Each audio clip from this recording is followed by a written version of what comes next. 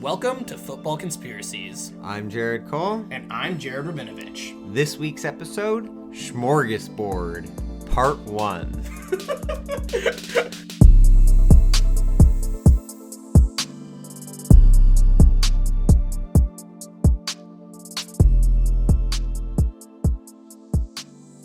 Do you have anything today? Oh, yeah, okay. Because I have something to say as well. Oh, you have an intro? I do have an intro. Then, I got some banter for us. And you give me the banter. I got you some banter.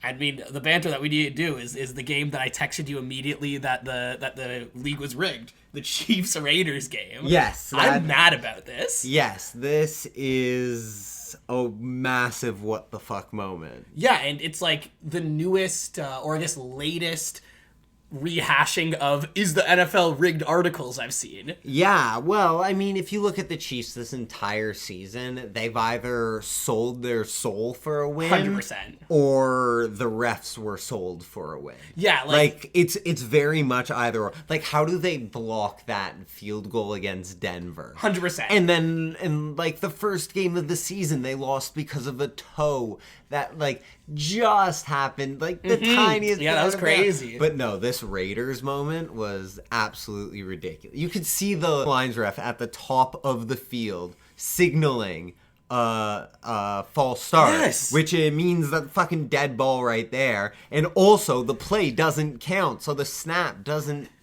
Like, I read up on the explanation for it, and what they're trying to say is that it was an illegal shift. And that's why, and you know, an illegal shift doesn't actually preclude a play from happening, that if the play happened, the play happened. So, it's a little weird, but I think if it was an illegal shift and not a false start, that was the correct call, but I'm sketched out by it. Like, if I've seen anything that's made me think the NFL is rigged, it is that game specifically, and just overall the Chiefs' performance this year. Yeah, no, 100%. They've been fucking so lucky. It's actually ridiculous. Like, the definition of, like, they are, like, you know when someone says, like, pick on someone your own size? The Chiefs are always your size. Yeah, exactly. It does seem that way. Yeah, like, they're incapable of playing well against a bad team, and they're incapable of playing poorly against a good team. And you know that the second playoffs hit, Mahomes is going to be back to, like, throwing 350 and like, 0 interceptions. Touchdowns. Yeah, and they're just going to be, like, the classic Chiefs of old, and everyone's going to be like, doesn't tell the story. These Chiefs fucking suck. 100%. Like, I am already mentally preparing myself for the Bills to lose the Chiefs again in the divisional. Yeah, that's going to happen. Yeah. Because it's the Chiefs, not because the Bills are bad. No, the Bills are great. Yeah, like Josh Allen is on the craziest high of his life 100%, right now. 100%. Just got engaged. Like, he's doing great. And he caught that touchdown pass. Yeah, exactly. Insane. Like, yeah. Josh Allen is on one right now. Yeah, but we just know Patrick Mahomes is just going to pull it out in the playoffs. Oh, like 100%. a fucking bitch he is. Yeah, like the fucking bitch he is. Yeah, I feel it's crazy because we've been like Kansas City haters from like day one of this podcast. Well, I mean, I've been Kansas City hater since day one. Yeah, honestly, they're the new Dallas Cowboys. Well, no. I mean, honestly, I hate the Dallas Cowboys even more, probably. See, I don't. I think I hate the Chiefs more than I hate the Cowboys. I hate the current day Chiefs, but like the legacy of the Cowboys is just so bad. Like, yeah, but it's also like I hate the Cowboys because I hate Jerry Jones. That's what I'm saying, right? But like, yeah, but like no I hate with the owner of Chiefs, the Kansas City, the Chiefs because like the Chiefs. Yes, 100%. And you're saying this as one of the few teams that's ever beaten him in a Super Bowl. Yep, Tom Brady. Brutal stuff. Now that we've discussed that the Chiefs are the worst, what do you have for us? Yeah, I mean, today's going to be a bit of a weird one. That being said, I think it's going to be a really fun episode. Instead of bringing you beautiful listeners an episode-long story today, like I usually do, I'm going to share with you a handful of smaller stories. Saying these stories are smaller is not me saying they're of, lower quality. Quite the contrary, actually. These stories are fucking fantastic. They're great. This is beautiful content. But they are simply not large enough on their own to justify having a full episode dedicated to them. Valid. That is why I have come up with, and I am excited to introduce, the newest series under the Football Conspiracies umbrella. And this is J. Cole's first time hearing this too. Yeah. It's what I think I'm going to be calling the Smorgasbord series. That being said, if J. Cole or I manages to come up with a better name for the series before the release of this episode, I will drop this name faster than Aaron Rodgers tells his new teammates about the shooter in the grassy knoll. I was debating between that joke and the joke faster than Aaron Rodgers can ruin the Jets, but I thought the first one was more fitting for, the theme of our podcast, even though the second one brings me more personal satisfaction. Yeah, I mean, I did read a report saying that he is ready to come back in 2025, but the Jets aren't sure if they want him back in 2025. Oh, like even though he's under contract. If I was Jets management, I'd probably release him. Yeah, like for real. Well, I'm saying that as someone who hates the Jets. And hates Aaron Rodgers. You're saying that from a very biased perspective. If I'm like one of these young kids in the offensive core of the Jets, I'd be pissed off right now. They have a talented receiver core. Like they should be doing pretty decently. Like, yes and no. Their defense isn't helping them out very much. Their defense is not good, but their offense should be, and it's not. Yeah. Right? Yeah. Well, I mean, it's because you have Aaron Rodgers back there. But exactly. Enough about Aaron Rodgers. Like Fuck this guy. Wait, no. Before we vote for Aaron Rodgers, I actually recently saw the clip from "I Think You Should Leave." They're totally Tim Robinson, "I Think You Should Leave," and it's a video of him, crashing into the house party in the hot dog suit, and everyone was like the players on the younger players on the Jets, and then the guy in the hot dog suit was Aaron Rodgers. Perfect, amazing metaphor. Could not have asked for better. So this episode it's honestly kind of just like a bunch of J. Cole's end segments all melded together to form one Frankenstein-style episode. And I hope y'all enjoy listening to it as much as I enjoyed putting it together. We won't. Understood. That's really disheartening, I'm not gonna lie. Well, maybe you just had a really good time putting it together. I had a good time, I mean. So similar to last week's episode, the Ben Roethlisberger episode, these are a bunch of stories that I have collected over the course of making this podcast. Some of them will be tangentially related to previous episodes, some will be completely disjointed and related to nothing at all, and some will be some silly shit my friends have sent me. Okay, there you go. On that note, if there are any listeners who would like to hear a specific story discussed, feel free to send it over to fbconspiracies@gmail.com. I read all your messages and would be happy to talk about some of the melted theories and stories that resonate with our listenership. So without further ado, let's hop into the stew. The first story we're going to be discussing is a topic that's been on my radar since before we ever released an episode, and that is the turf monster. J. Cole, you have any idea what the turf monster is? Turf is bad.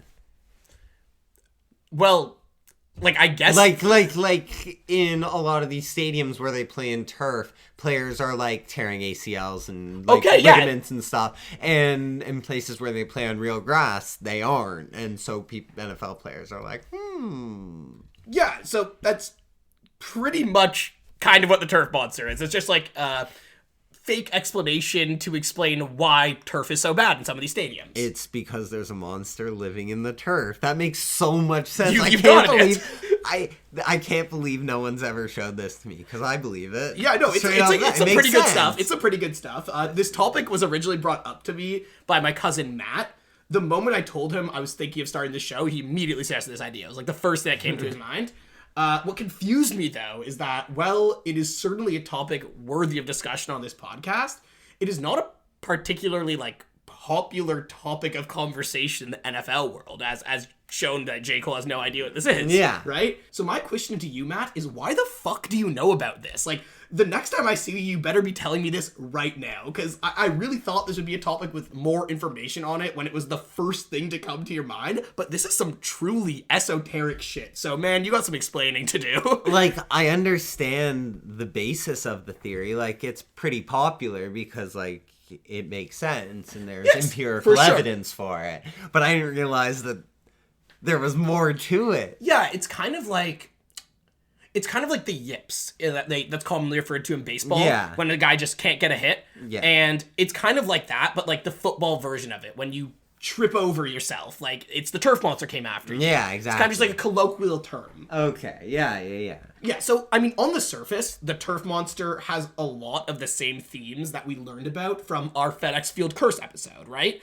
The turf monster strikes heavy at FedEx Field. Yeah. Why would they ownership spend money? Why would Dan Snyder spend money to put in a real grass field? I mean, if we learned anything about Dan Snyder, he has no interest in a good football game. Yeah, so I mean, like I've been saying, in short, it's another wacky explanation as to why players get terrible injuries that do not seem to have been caused by a bad hit or anything like that. It's essentially, like this is seemingly saved for the instances when a player appears to be injured due to slipping on their own 2 feet. Yeah, exactly. They, like, just make a juke move and, like, pop an ACL. Exactly. Or they, literally trip over their own 2 feet. Yeah. That's a turf monster. And, like, there's a lot of, like, really funny instances of this. Of course, it's happened to, like, so many players. We see it every week watching Red Zone. Like, it's inevitably going to happen that someone just screws up. But then there's also, like, all these videos of, like, coaches running down the field and falling. And it's like, the turf monster. Yeah, and all this being said, I didn't expect this to be all that crazy. But when I started looking into it, the rabbit hole this theory took me down was in a direction I literally never could have predicted. I'm intrigued. Yeah, like, this is truly a smorgasbord. Like, this, like, we're going to be talking about some random stuff right now. The first thing you find when you search up the term turf monster is actually a video released by NFL Films, which is a production company owned by the NFL. It's already sketchy if the NFL is putting out something with the same name. It's like the Disney Frozen thing. It's actually, it's a mockumentary. Right? Oh, it's a mockumentary. Yeah, it's like a 5-minute YouTube video. It's a mockumentary about, like, the danger and the story of the turf monster. It features a ton of coaches and players, actually, speaking about the dangers and legacy of the turf monster. It's, decently entertaining. It's all right. But you get a lot of footage of the turf monster at work, which is just essentially people falling down randomly. Yeah. In it, all the featured coaches are labeled, like, how documentaries have, like, the label, like, who they are? All of them are labeled as turf monster expert or turf monster hunter. Instead of, like, coach of the Seahawks. And players are labeled as things like turf monster attack survivor. It's good, Yeah. Like, as far as the NFL Films, like production subsidiary of the NFL goes, this is a pretty entertaining stuff. I'm not going to complain about it. And while this is certainly, a fun time, it is not even close to as toasted as the second thing you find when you search up the term turf monster. The second link brings you to a fandom wiki page for the turf monster. J. Cole, do you know what I mean when I say, like, fandom wiki? Yeah, like a lot of movies and TV shows have their own wiki. Like Star Wars has their own wiki, or like Stranger Things has their own wiki. Like things like that. And if you don't know about these consciously, I'm sure in your time you've probably come across them. Like, everybody has. Yeah, like if you're trying to look up something super niche about an episode that you're watching of a random TV show, that's probably where you ended up finding the information. Like a video game, a book, anything. There's every popular piece of media essentially has its own wiki fandom page. Is this like an NFL wiki, or is it like a turf monster wiki? It's neither. We'll get into that later, because this is part of the rabbit hole. But the point is, this entry that I found is for the NFL's turf monster. Okay. It is like, no questions asked. We'll go over the entry for it now. It begins as such. The turf monster is a creature long rumored to exist in the United States. Well, I guess now in Brazil, too. Oh, yeah, true. That's actually a good point. Well, back to it. There have been many supposed sightings of the turf monster in various fields throughout the country. The turf monster has been a target of many monster hunters, along with Bigfoot and the Loch Ness Monster. Many amateur and professional athletes have been reported to have fallen victim to this hard-to-find creature. Haha, get it? Fall victim? Yeah, okay, I actually didn't notice that the first time. It's pretty funny. Yeah, so, I mean, it's just, like, a jokey NFL version of, like, a cryptid, a Bigfoot, or, It's cute, it's fun, all good stuff. The entry goes on to speak about a famous incident of the turf monster striking. One famous incident was in October 2012 on Monday Night Football between the Denver Broncos and the San Diego Chargers. Aaron Decker, a wide receiver for the Denver Broncos, was caught a pass down the field and had nothing in between him and the end zone. Yet after a few steps, Decker tripped and fell to the ground. Many witnesses Many witnesses that day claimed they saw a small sliver of movement on the field in between Decker's legs. Turf monster believers claim that Decker's slip on the turf was not a trip, but a fall at the works of the turf monster. When asked for his view on the fall, Decker stated that he was not sure what happened and only remembered falling after taking a few steps towards the end zone.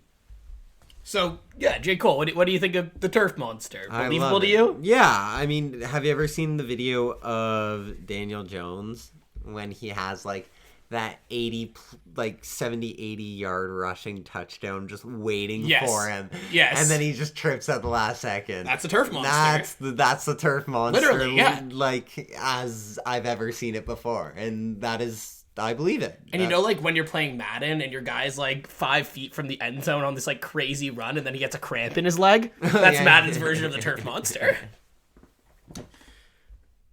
Yeah, and, like, I mean, how do you think this compares to, like, the FedEx Field curse? It's kind of similar in some ways, but...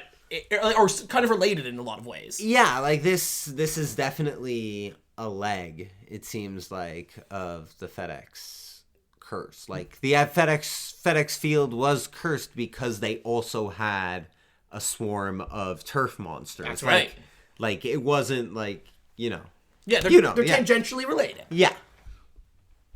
So the entry ends off with a list of supposed The entry ends off with a list of supposed victims of the turf monster, all of whom are football players, with the notable exceptions of Tiger Woods and Joe Espada, the New York Yankees' third base coach. Yeah, I know. Really weird stuff. After some thorough digging, I was unable to retrieve the video of Tiger Woods falling in 2015. I dug for this. Yeah, I mean, I'm sure. Well, I was able to find several articles on the subject and some pictures to accompany them. All the articles linked to the same video, and that video was posted on Vine. Suffice to say, I was unable to find this one, even with the help of the Wayback Machine. Wow, Vine. I was also unable to confirm if Tiger Woods did in fact do it for the Vine. I apologize for the most hacky joke I have ever made on this show. I do not promise that it will not one day get worse. I did manage to find the video of Joe Espada falling, though, and I will share it with J. Cole now. There's no, like, real sound or anything. Cole deals. Up the middle, a base hit for Torres. Cooper scores. You see him in the corner there? Yeah. He's on the ground. Is he out? No. No, he made it. Yeah. He made the right call. No, yeah, no, I meant.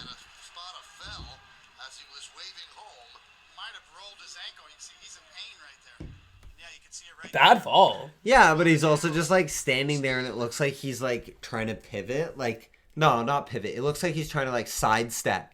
And like before his feet even leave the ground, he's falling. Like he was just standing there and then he's on the ground, you know? I think he got too excited about waving his player on and was like running down the baseline with him and tripped on his ankle. No, the turf monster attacked. He did not trip on his ankle.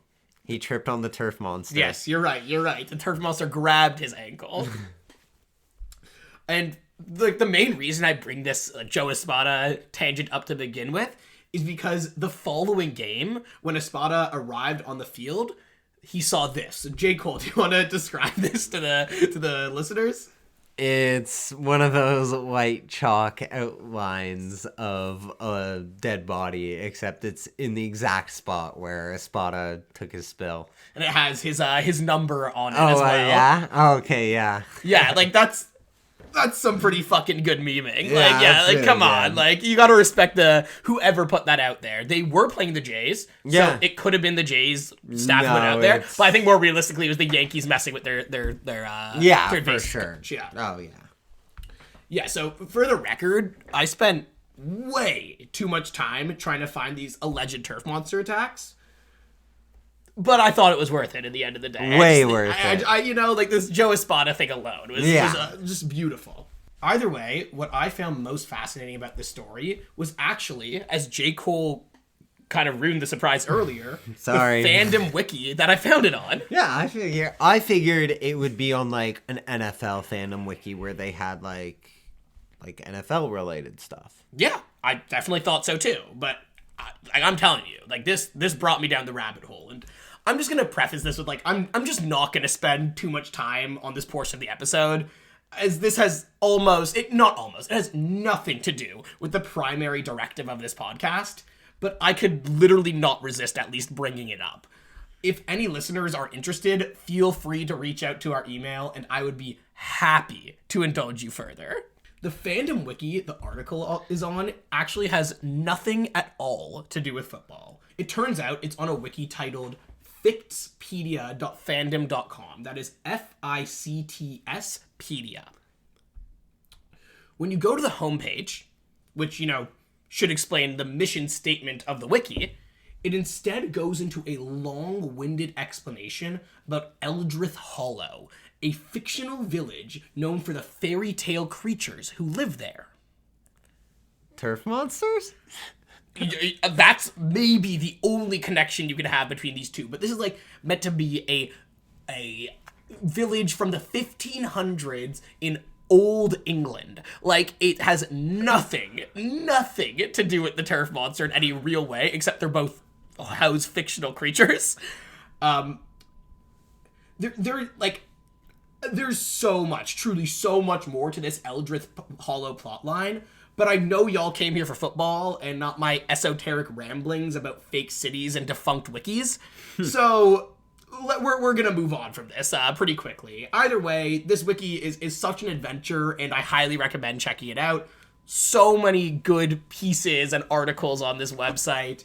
I found the about page of the wiki, and I'm going to read this to you. When you guys think I'm going crazy, don't. I'm reading this with all the typos intact. And keep in mind, this is the literal about page of the wiki. This fucking piece of shit wiki makes godman sense and has no diction, and I believe has been a bindend, but I can't tell. What the fuck? But I mean, like, if that isn't beautiful literature, I don't know what is. Yeah, that is true English. True English. This is Old English. This is probably what they spoke in Eldrith Hollow. The last thing I'll mention about this is that there is an author on the wiki who does go by Richard Cranium, and I think that's just delightful. That's a great name. That's so funny. He's literally Dick Brain. You got it. There you go. He's Dickhead. You finally figured it out. How funny is that? It's so good. My god. Oh, it took you a moment. Yeah. I was like, isn't Richard Dick? Yeah, you got it. You got it. Oh my god. So good. Beautiful, beautiful stuff. I wonder if that's his real name. You'd hope so. You really would. So good. It's so good. Richard Cranium. All right, we're now going to move on to our next topic of discussion. And right now we're going to be speaking about a theory sent our way by one of our close buddies, David. This is another curse story, which is basically this show's bread and butter at this point. This theory seems to have come from a Reddit thread on r/NFL posted by u/kbennett1999. The thread is titled, Is there a curse of being the last undefeated team? J. Cole, you remember when David sent this to us, right? Yeah, he sent us just like a link for like a Reddit page, exactly. Yeah. Did you look into it at all at the time? No, because you said you were going to do it for an episode, I wanted to remain spoiler free. That's actually a good point. I forgot I told you that. So now you'll be introduced to it. Yeah. So the poster under his title, is there a curse for the last undefeated team? He goes on to explain his theory as such. Here is a list of the last undefeated teams along with their records.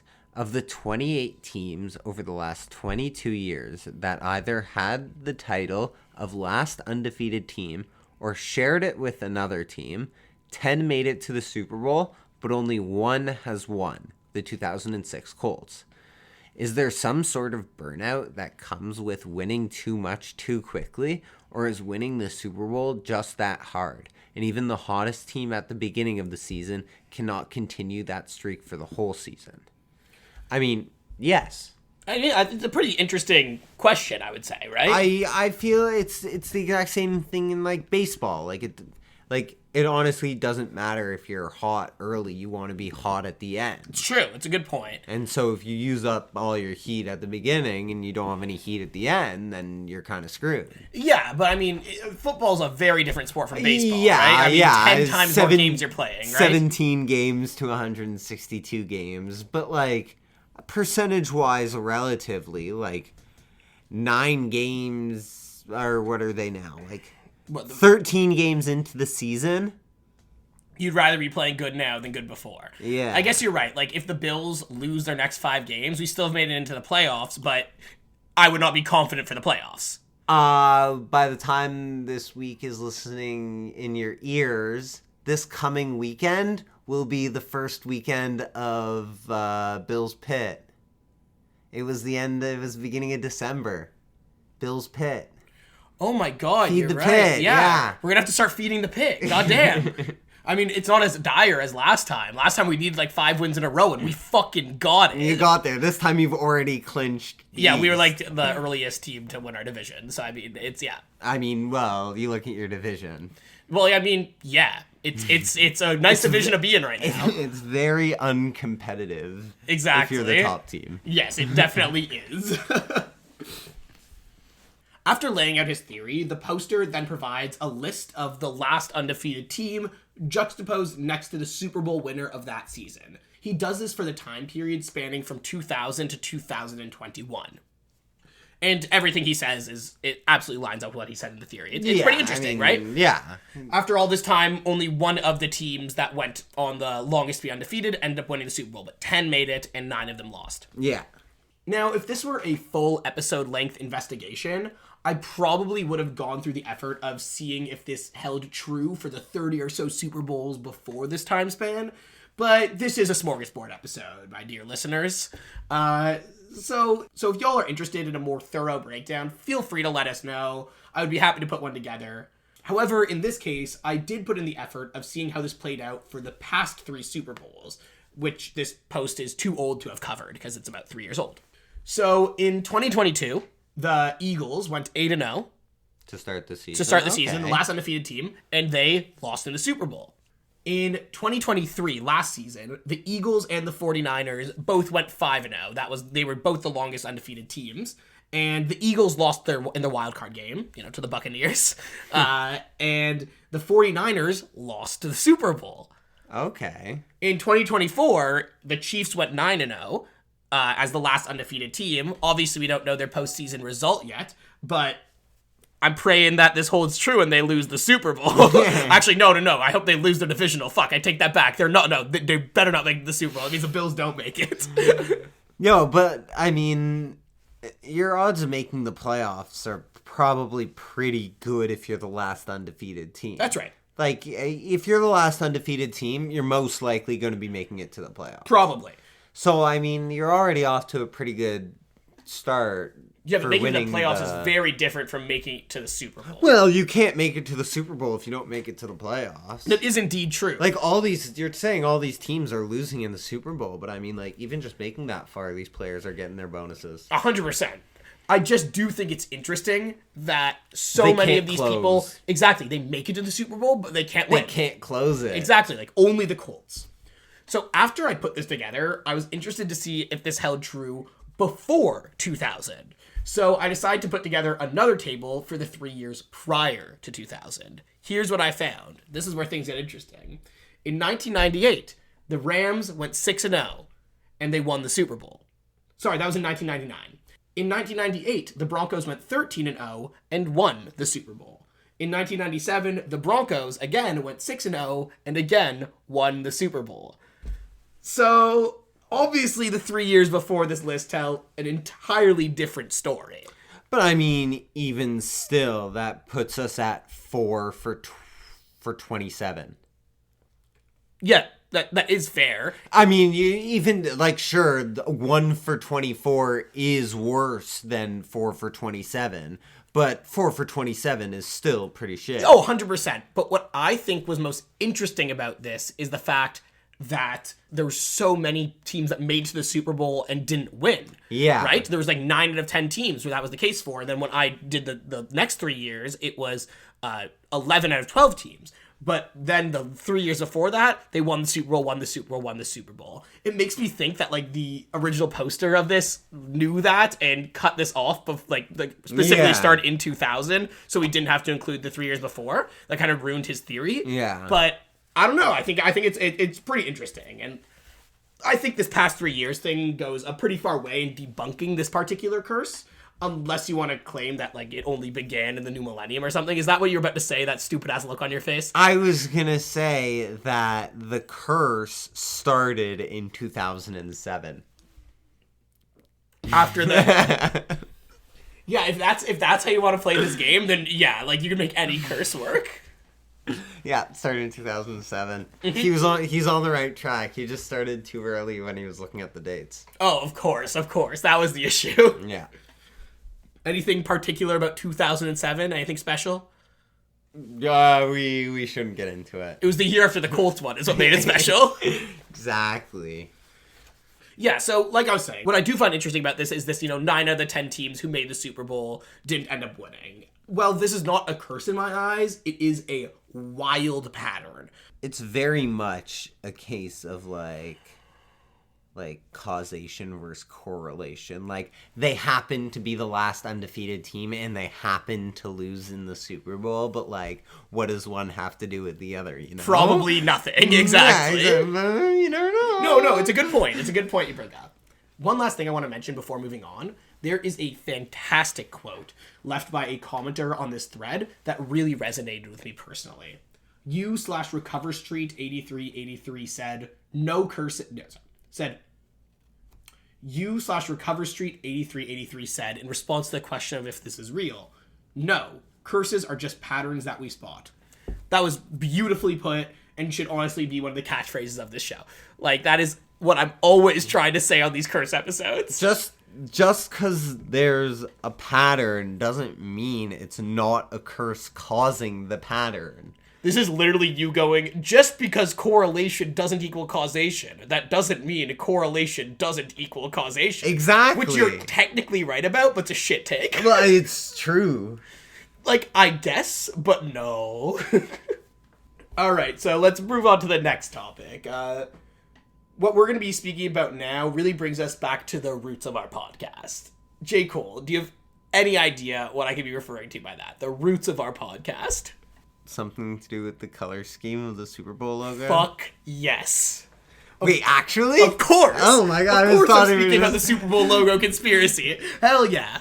This topic, this was the topic we covered in our first ever episode of this show, and it was a large inspiration for us beginning the show in the first place, right? Like, this was like, oh yeah, one of the main things that made us be like, fuck, some people gotta get on a mic and start talking about conspiracies in the NFL. Yeah. If you're not familiar, I do suggest going back and giving episode 1 a listen. It's a great time, beautiful theory, wonderful stuff. Yeah. I feel like I was like devolving into a Trump impression there. That was really weird. Yeah, if you can forgive a little bit of the audio issues, it was only the first episode. Yeah, we were trying. Sorry about that. One day we'll write down the script and remaster it for y'all. Yeah. But for those of you who need a quick refresher, the theory goes that the Super Bowl logo, the colors within it, the 2 primary colors allegedly, will determine the colors of the teams that will make it into the Super Bowl. So the logos for Super Bowl 40 so the logo colors for Super Bowl 56 a couple years back were orange and yellow, the same colors as the Bengals and Rams, the teams which inevitably played in that game. So last year the theory did not pan out as we tracked. No, there was purple in the logo, and neither one of those teams used purple. But there was red, and both of the teams used red. That is right. The logo is purple and red. Both the teams are red. It was the 49ers and the Chiefs. Both primarily red teams. Red and white, and then red and gold. Yeah. However, despite all this, I managed to find someone. I went digging real deep, and I managed to find someone who is already trying to revive this theory for this year and capitalize on it early. Are you surprised? Not even a little bit. Yeah, you're giving me like a knowing nod. His name is the NFL Mike on Instagram. Okay. And here is his reel explaining the new era of this theory. Proof that every Super Bowl in history has been predetermined. Even this year's champion is spoiled. Remember last year we noticed something strange was going on with the Super Bowl logo colors in recent years? And sure enough, the prophecy came true with this reddish purple logo. So this year I went back and took a look at every Super Bowl logo and found that of the 58 Super Bowl logos so far, at least one of the teams playing in 54 of those Super Bowls had at least one team with a color featured in that year's logo. In the 4 seasons that this color theory did not come true, the only NFL team with no color, the Raiders, made it to the Super Bowl. And it even seems like the NFL used to try and get away with it more blatantly back in the old days. Like at Super Bowl 6 when the NFL revealed this Western-themed Super Bowl logo. Or the Super Bowl 8 logo. Looking like it was ripped right off a Viking ship. The Vikings would lose to another undefeated fish of the sea that season. Super Bowl 16 was clearly a gold miner-themed logo. This year's logo is this bright red and green color, eliminating all these teams. And these teams have the right colors, but stand no chance at this year's trophy. Leaving these teams as the only possible contenders left for this year's Super Bowl. I found... This guy, it's just, everything about this just is so wrong that it's just right. You know what? And you know I have a list of complaints. Oh, I have a list of complaints too. Can we start off with the red and purple coming true? Like that can't be a thing. Yeah, like you could. Okay, first things first. Before we get into this tearing him apart, which he absolutely deserves, I just want to start by stating that I absolutely know that this is rage bait. But fuck it. This guy got me in a rage and I'm going to take the fucking bait. Yeah. I don't care. So, yes, that is obviously the first thing I saw. The prophecy did not come true, and I have no idea how he came to this conclusion. Like, J. Cole can attest, and I suggest you all watch this video if you want to get your fire fueled like me. The graphic he was pointing at was, like, literally comical. It was, like, him pointing 2 red teams at just like 2 different parts of the red. They had 2 on the opposite sides of the logo. Yeah, like no purple involved. Brutal stuff. Yeah. Truly brutal stuff. And yeah, what's your next complaint, please? My next complaint is he's going through all the past logos, and sometimes he only puts one team on there.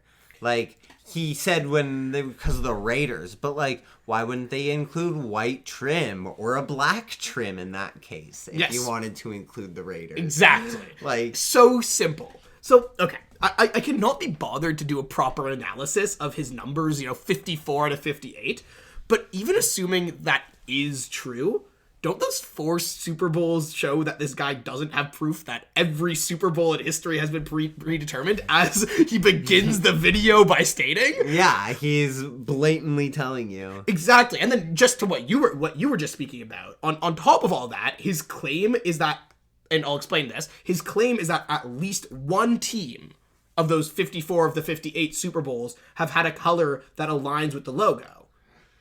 That's so stupid. Yeah, like 90% of the teams are either red or blue. So if you have either red or blue in the logo, and also he was doing it for secondary colors also, because if you notice, he had the Bills as a contender to complete this year's logo.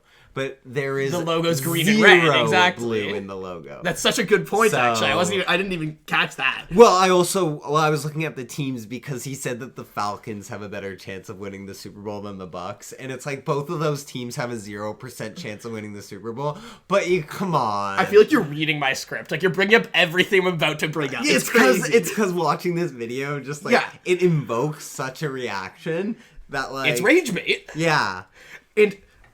Like even back to this one team thing is isn't the whole point of the theory that both teams are predicted through the logo? Yeah. It's just the odds that one team has one color that aligns with the logo, obviously, most NFL teams have either red or blue in their logo, like you mentioned, and most Super Bowl logos have either red or blue in them.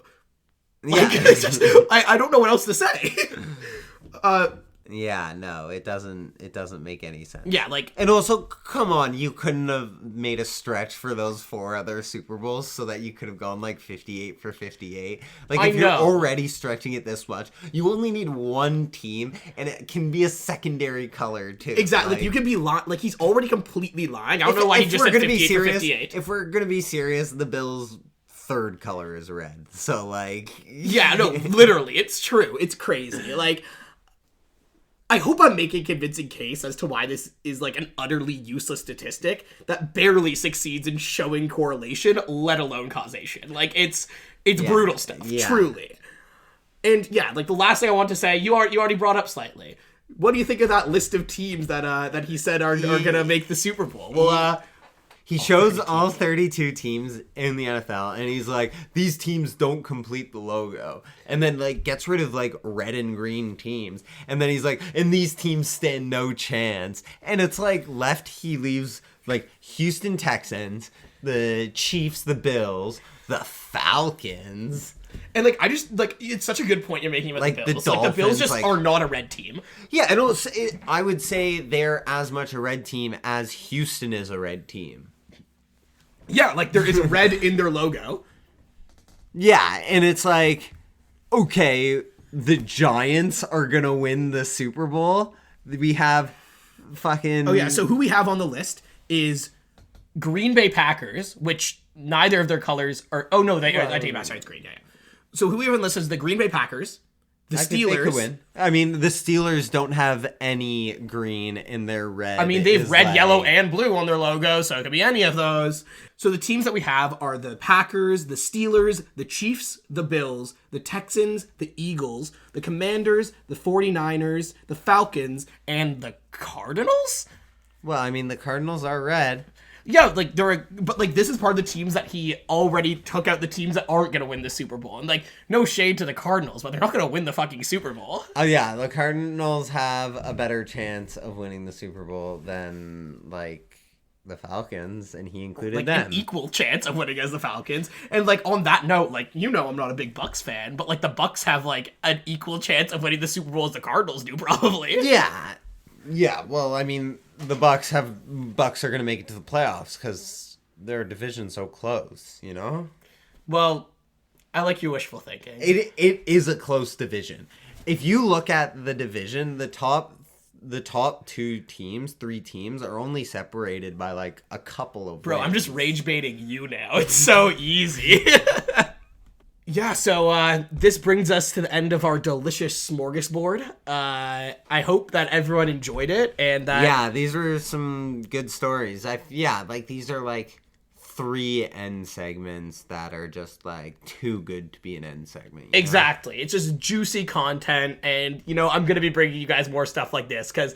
I just think this was, like, a very fun episode, and there's so many, like, literally unlimited stories like this. I had to cut out so many things. I was going to talk about, like, 5 or 6 things in this episode, and after I wrote the first one, I was like, no chance. Like, I'm getting, like, maximum 3 in here. So be looking forward to another Smorgasbord episode soon, and some more juicy little tidbits of content.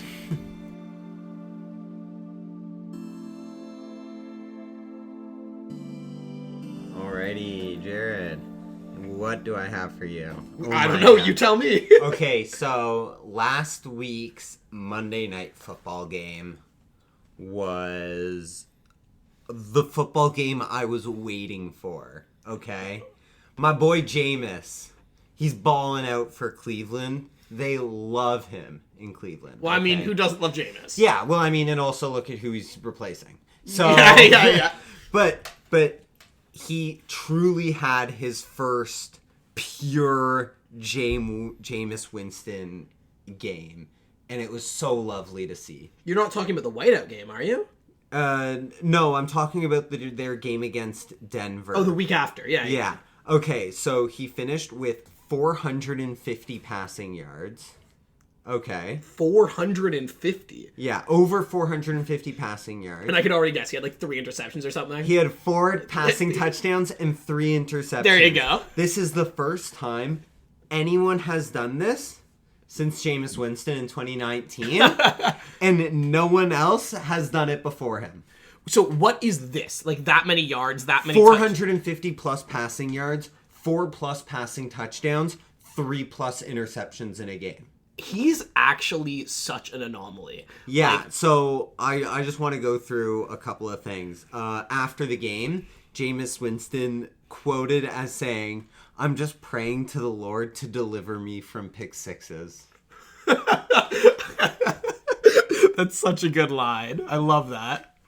Yeah, so he also threw 2 pick sixes, which is what he's referring to. The Denver quarterback, Bo Nix, only threw 1. So Jameis Winston threw more Broncos touchdowns than the Broncos quarterback. That's crazy. Yeah. Oh my god. Just another key things, because this game actually, when someone has 450 yards, when someone has 460 plus yards in a game, you know these receivers are going to be balling out, right? For sure. Kadarius Toney had his return to the NFL. You know how he was last year on the Chiefs, dropping everything left, right, and center. He had his return to the NFL. He dropped his only target and was benched for the rest of the game. Seriously, that's so sad. Yeah. Ugh. In a game where someone's throwing 460 plus yards and you're trying to come back, like, this is perfect opportunity. Yeah, but like knowing Jameis Winston, like 460 yards could be like 5 passing attempts. Like he could, like, you never know. So former Broncos wide receiver Jerry Jeudy set the record for most receiving yards in a comeback game. Sure. Like, okay. Because Makes sense. Yeah, and so he was quoted as saying, "I just want to go back there and whip their ass." Oh and my you know God. what he did? He went back there, whipped He their ass. went back there and fucking whipped their ass. He absolutely fucking did. Yeah, so the Broncos fans decided that they were going to boo every time Jerry Jeudy caught the ball. And after the game, he was quoted as saying, "There are a lot of boos, huh? There's a lot of catches, too." That's hard as fuck. That's Yeah. Great line. Also, just a quick another thing about Jameis Winston, the guy we love. In his pregame speech to his teammates, he sang the Monday Night theme song. What do you mean? Funny thing about this opportunity is we all know that that's what we do it for.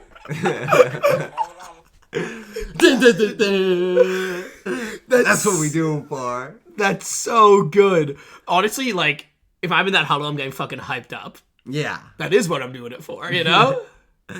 Yeah. But in reality, I'm sitting on my couch for that. So when you have a quarterback like Jameis Winston and you have a wide receiver like Jerry Jeudy, it turns out that Jerry Jeudy has led the league in receiving yards since Jameis Winston has stepped in week 8. Okay? Okay. So since week 8, Jerry Jeudy is number 1. Sure. The Browns had a bye week 10. Okay. So he leads the league with 1 less game than most other players. Week 10? Yeah.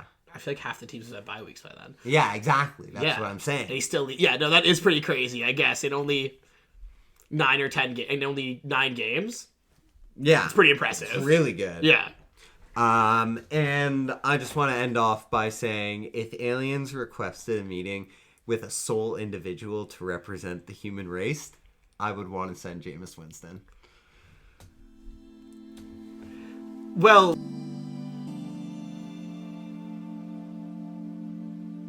Thank you for listening to this week's episode. You can find us on Twitter at FB Conspiracies, where we will post all the graphics and links we spoke about during this episode. You can also reach us by email using fbconspiracies@gmail.com. A special thanks to Blaze for the music. If you enjoyed, consider leaving a review. Join us next week for more football conspiracies.